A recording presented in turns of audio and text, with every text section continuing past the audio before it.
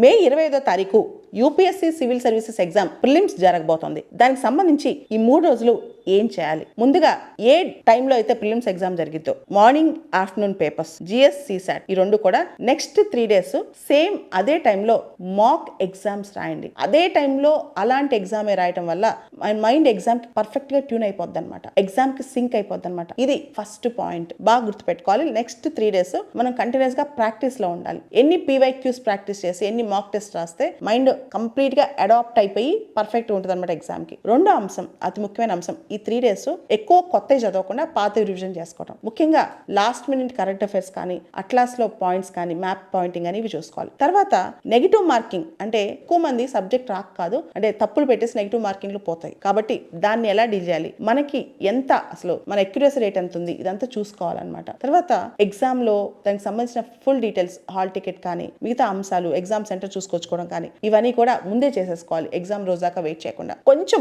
Prelims exam అనేది mind game అనమాట. మన స్పాంటనిటీ, మన మైండ్ మన కంట్రోల్లో ఉండాలి. కాబట్టి ఎగ్జామ్ టైంలో మైండ్ యాక్టివ్ గా పెట్టుకోండి. ప్రిలిమ్స్ ఎగ్జామ్ మేజర్ గా మన స్పాంటనిటీ టెస్ట్ కాబట్టి మైండ్ ఎంత ఫ్రెష్ గా ఉంటే అంత ఫ్రెష్ గా ఎగ్జామ్ రాయొచ్చు. అంతేకాకుండా ప్రాపర్ డైట్, డిహైడ్రేట్ కాకుండా ప్రాపర్ వాటర్ కానీ ప్రాపర్ లిక్విడ్స్ కానీ తీసుకోవటం అనమాట. ఇవన్నీ కూడా 3 days చాలా జాగ్రత్తగా చేయాలి. ఎక్కువగా ప్రిలిమ్స్ ఎగ్జామ్ చుట్టుపక్కల ఎవరో రాసాలతో రూమర్స్ వింటూ భయాందోళనకు గురవుతూ అలా కాకుండా ప్రాపర్ గా మీ బ్యాలెన్స్, మీ ఫోకస్, మీ పాజిటివ్ యాటిట్యూడ్, మీ స్మైల్ మీరు మెయింటైన్ చేసుకోండి. ఖచ్చితంగా ప్రిలిమ్స్ పాస్ అవుతారు. All the best for UPSC prelims 2025.